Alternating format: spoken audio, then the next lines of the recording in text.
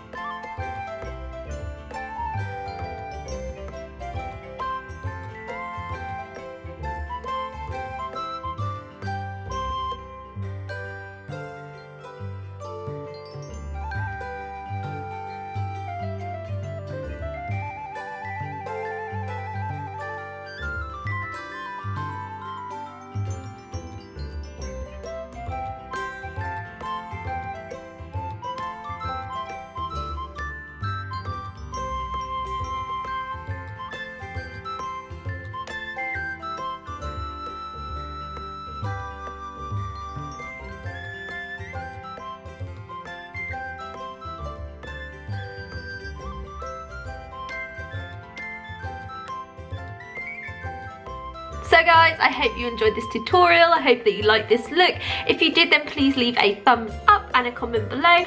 And don't forget to subscribe to my channel as well and turn the bell notifications on so you get notified every time I upload. And I'll see you guys next time. Bye!